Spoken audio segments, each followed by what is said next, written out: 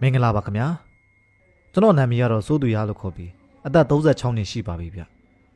ဒီနေ့မှာတော့ကျွန်တော်ကိုယ်တိုင်ကြုံတွေ့ခဲ့ရတဲ့အဖြစ်အပျက်လေးတစ်ခုကိုလာပြောပြတာဖြစ်ပါတယ်အဲ့ဒါကတော့ဟိုးလွန်ခဲ့တဲ့ကျွန်တော်အသက်15နှစ်16နှစ်ကျောင်းတက်နေသေးတဲ့အရွယ်တုန်းကကြုံခဲ့ရတဲ့အဖြစ်အပျက်လေးပါကျွန်တော်ရဲ့ရွာလေးကမြေကမ်းဘေးရဲ့ဟိုဘက်နဲ့ဒီဘက်မှာတည်ရှိနေတဲ့ရွာလေးဖြစ်ပြီးတော့ကျွန်တော်ရဲ့အိမ်ကလည်းမြေကမ်းဘေးနားမှာရှိတယ်ဗျ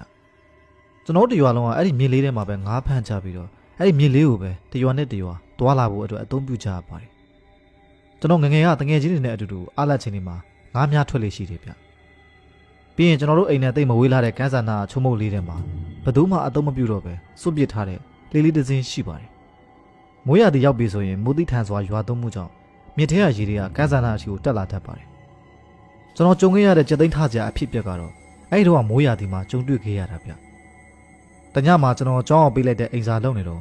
နားထဲမှာတစုံတစ်ယောက်ကလေချုံနေတဲ့အတန်ကိုတိုးညင်းစွာကြားလိုက်ရပါတယ်ကျွန်တော်ဗရင်မောက်ကနေအပြင်ကိုကြည့်လိုက်တော့အဝေးကလေသစင်းကလူမပါဘဲနဲ့လှုပ်တို့နဲ့မြေရည်စီချောင်းအတိုင်းမျောလာနေတာကိုတွေးလိုက်ရတယ်ဗျကျွန်တော်လည်းမနေ့ညမိုးရွာလိုက်လို့လေကကျိုးပြတ်ပြီးမြေရည်စီချောင်းအတိုင်းမျောလာတာပဲလို့တွေးလိုက်တာပေါ့ဒီလိုနဲ့ဒုတိယညမှာလည်းကျွန်တော်ထုံးစံအတိုင်းဗရင်မောက်နာစပွဲပေါ်မှာအိမ်စာလုံးနေခဲ့တာဗျည8 နာရီလောက်မှာတော့လင်းချင်းလေးတစ်ဖြူဖြူနဲ့တိုက်ခိုက်တံကိုကြားလိုက်ရပြီးမြစ်ထဲမှာလှုပ်တို့နဲ့လေလော်တဲ့သူမပါပဲမိကိုစမ်းတက်လာတဲ့လှေကိုတွေးလိုက်ရပြန်ပါတယ်ဒီတခါတော့ကျွန်တော်တော်တော်လေးကိုလန့်သွားတာဗျလှေကလူမပါဘဲနဲ့မိကိုစမ်းတက်လာတော့ကျွန်တော်လည်းအိမ်အပြင်ကိုပြစ်ထွက်ပြီးကြည့်လိုက်ပါတယ်ပြီးတော့လူမပါဘဲနဲ့မိကိုစမ်းတက်လာတဲ့လှေကိုကြည့်ပြီးအတွေးပေါင်းများစွာတွေးနေမိတော့တယ်ဗျဒီလိုနဲ့နောက်နေ့မနေ့အကြောင်းရောက်တော့ကျွန်တော်ကျောင်းဟာတငယ်ချင်းတွေကိုပြောပြခဲ့ပါတယ်အဲ့ဒါနဲ့ပဲကျွန်တော်တို့တွေညနေကျောင်းဆင်းရင်မြစ်ထဲမှာငါးသွားဖမ်းကြဖို့ချိန်လိုက်ကြတယ်ဗ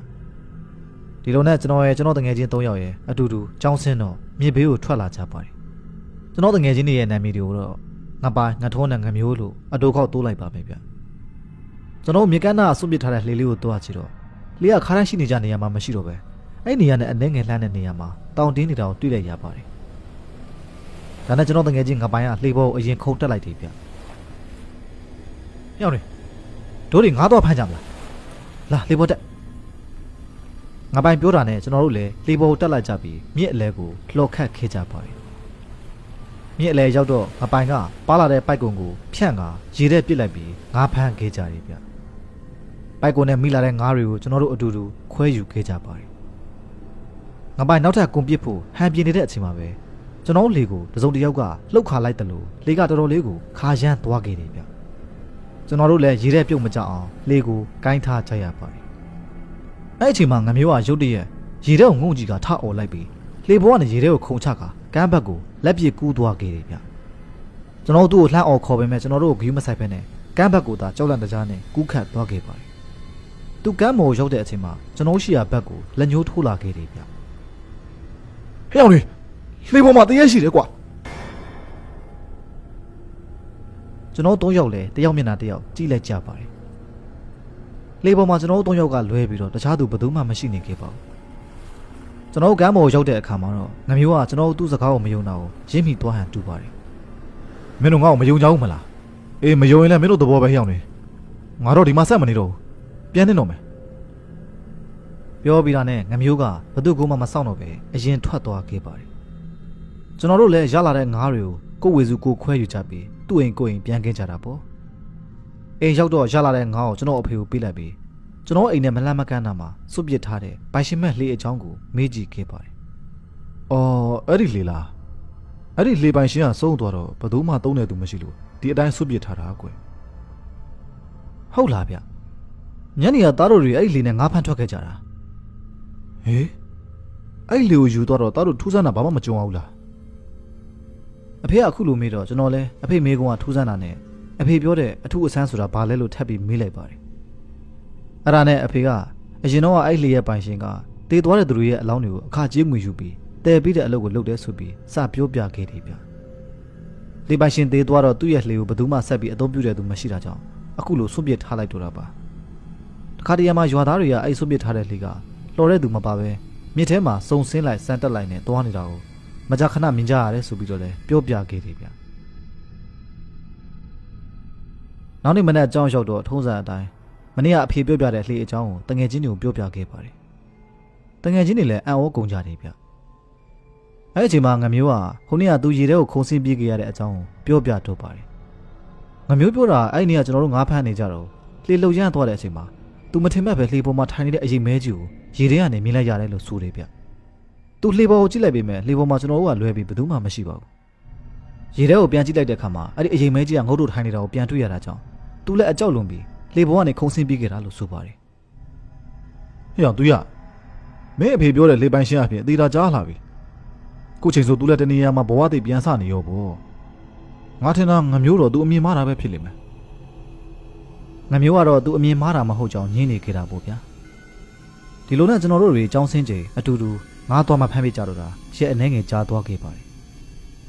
ကျွန်တော်ကတော့ကျွန်တော်အိမ်ကနေညတိုင်းပိုင်ရှင်မဲ့လှေကြီးကမြစ်ထဲကိုလူမပါပဲမျောသွားလိုက်မျောလာလိုက်ဖြစ်နေတာကိုမကြာခဏမြင်တွေ့နေခဲ့ရတယ်ဗျတညမှာပိုင်ရှင်မဲ့လှေကြီးမြစ်ထဲမျောလာနေတာကိုကျွန်တော်ရက်ကြည့်နေတော့ဒီတစ်ခါတော့လှေပေါ်မှာလူလိုက်ပါလာတာကိုတွေ့လိုက်ရပါတယ်ကျွန်တော်လည်းထူးဆန်းတာနဲ့ဓာမီပြေးယူပြီးတော့လှေပေါ်မှာပါလာတဲ့သူကိုဓာမီနဲ့ထိုးကြည့်လိုက်တဲ့အခါမှာတငယ်ချင်းငပိုင်ဖြစ်နေခဲ့တယ်ဗျဆိုတော့ကျွန်တော်အိမ်အပြေးထွက်ကငပိုင်နဲ့စကားသွားပြောလိုက်ပါတယ်ဟေ့ငပိုင်မင်းအဲ့လေယူလာတာတရက်မကြောက်ဘူးလားဟာ ဘယ်နာတရေရှိရမှာလဲဟာငါညာဘက်ဒီလေနဲ့ငါဖမ်းနေတာ၄-၅ရက်ရှိနေပြီ ငပိုင်စကားကိုကြားတော့ကျွန်တော်အံ့ဩသွားပါတယ် ဒီညငါနဲ့အတူငါဖမ်းဖို့မင်းကိုလားခေါ်တာကွာငါနဲ့အဖော်လိုက်ပြီးကြစမ်းပါ ကျွန်တော်ငပိုင်နဲ့မလိုက်ချင်ပေမဲ့ငပိုင်ကအတင်းခေါ်နေတာကြောင့်မလိုက်ချင်ပေမဲ့လိုက်ခဲ့ရပါတယ်ကျွန်တော်နှစ်ယောက်လေကိုဖြည်းဖြည်းချင်းလှော်ခတ်ခဲ့ကြတယ်ဗျမိရေပင်ကိုဖြတ်ပြီးတိုက်ခတ်လာတဲ့လေညင်းတွေရတယ်အေးလို့နေခဲ့တာပေါ့ဗျာ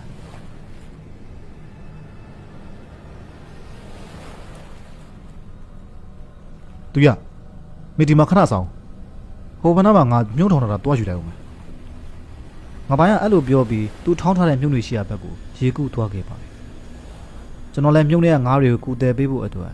လေကိုဖြင်းချင်းစွာလှော်လိုက်ပြီးငပိုင်ရှိရကမ်းဘက်ကိုသွားခဲ့လိုက်တယ်ဗျအဲ့အချိန်မှာကျွန်တော်ခန္ဓာကိုယ်တစ်ခုလုံးအေးစိမ်သွားတာကိုခံစားလိုက်ရပါတယ်ပြီးတော့ရုတ်တရက်ကျွန်တော်ရဲ့လှေဦးထိပ်ကိုတစုံတစ်ယောက်ကမြှောက်လိုက်တဲ့အတိုင်းလှေဦးကအပေါ်ထောင်တက်သွားခဲ့တယ်ဗျကျွန်တော်ကြောင်အန်းဖြစ်နေတဲ့အချိန်မှာပဲငပိုင်ရဲ့မျက်စိမျက်နှာပြက်ပြီးတော့ရေထဲကနေတုံးလို့ထောက်ချစွာနဲ့ပြောလာပါတယ်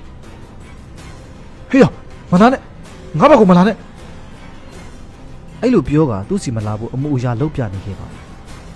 ကျွန်တော်လည်းဘာမှမသိပဲငပိုင်ကိုနားမလဲဆိုတာကြည့်နေမိတော့တယ်ဗျလေကတော့တဖြည်းဖြည်းငပိုင်ရှိရဘက်ကိုကတ်သွားခဲ့ပါတယ်အဲ့အချိန်မှာငပိုင်ကကြောက်လာတဲ့ကြားအော်ဟစ်ပြီးကမ်းပေါ်မရမကတွဲတက်ခါကျွန်တော်တို့တော့မဆောင်မဲပြေးသွားခဲ့တယ်အဲ့အချိန်မှာကျွန်တော်နောက်မှာတစုံတစ်ယောက်ရှိနေတယ်လို့ခံစားလိုက်ရတာကြောင့်ကျွန်တော်အနောက်ကိုလှည့်ကြည့်လိုက်တော့ယောက်ျားလေးတစ်ယောက်ခန္ဓာကိုယ်ကပုတ်ပွားနေပြီးရှာကြီးထုတ်ကကျွန်တော်ကိုစိုက်ကြည့်နေတာကိုတွေ့လိုက်ရပါတယ်ကျွန်တော်လည်းလက်ပြလွတ်မတက်ကြောက်လန့်သွားပြီးတော့လေပေါ်ကနေခုန်ချကမ်းပေါ်ကတ်တွယ်ပြီးတက်ပြီးတော့အိမ်ကိုခြေကုံတုတ်ပြေးတော့တယ်ဗျာဘယ်အချိန်အိမ်ရောက်သွားပြီးတော့ဂရင်မော်ရောက်နေမှတော့ကျွန်တော်မသိလိုက်ပါဘူးမနက်နိုးလာတဲ့အချိန်ကျမှအဖေကကျွန်တော်ကိုမနေ့ညအဖြစ်အပျက်ကိုမေးမြန်းခဲ့ပါတယ်ကျွန်တော်လည်းအဲ့ဒီအချိန်ကျမှအဖေကိုမနေ့ညကြိုးတွေ့ခဲ့ရတဲ့အရာတွေကိုဖြည်းဖြည်းချင်းစဉ်းစားပြီးပြောပြခဲ့တယ်ဗျာအဖေကတော့ကျွန်တော်ကိုမဆူခဲ့ပဲနောက်နောက်ဘယ်တော့မှအဲ့ဒီပိုင်ရှင်မဲ့လေအနောက်ကိုမကတ်ဖို့တတိပေးခဲ့ပါတယ်ကျွန်တော်တကယ်ချင်းငါပိုင်လဲဒီတစ်ချိန်တော့အဲ့လေကြီးကတရေချောင်မှန်လက်ခံသွားပြီဆိုတာကျွန်တော်ယုံကြည်တယ်ဗျအဲ့ဒီအချိန်ကစားလို့ပိုင်ရှင်မဲ့လေကြီးကိုအရင်အတိုင်းဆွတ်ပစ်ထားလိုက်ကြပြီ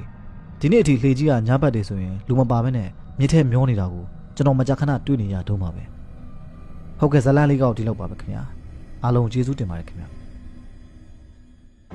CKO မှာဖုန်းဖြစ်ရေးဆွဲနိုင်မဲ့2D animation ကာတွန်းသင်တန်းကိုစတင်ဖွင့်လှစ်လိုက်ပါပြီခင်ဗျာ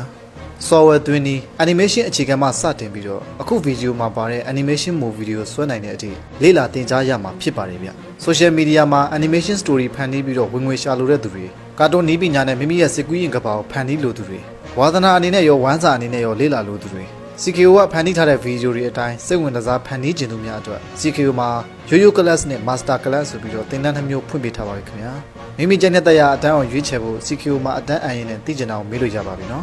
Facebook group Telegram channel ကနေ CKO team မှာ 2D animation manager ကိုယ်တိုင်ဗီဒီယိုသင်ခန်းစာတွေနဲ့သင်ကြားပေးမှာဖြစ်ပါတယ်သင်တန်းကြီးအနေနဲ့ကတော့အခု February လအတွင်းမှာအနံသူများအတွက် Yo-Yo class 2သိန်းကျပ် Master class 3သိန်းကျပ်နဲ့သင်ကြားပေးတော့မှာဖြစ်ပါတယ်ခင်ဗျာသင်တန်းသားအကန့်အသတ်ရှိသလိုသင်တန်းကြီးကလည်း February လကုန်တာနဲ့ပြောင်းလဲတော့မှာဖြစ်လို့အခုအပ်ချင်အခုပဲအပ်လို့ရပါပြီခင်ဗျာ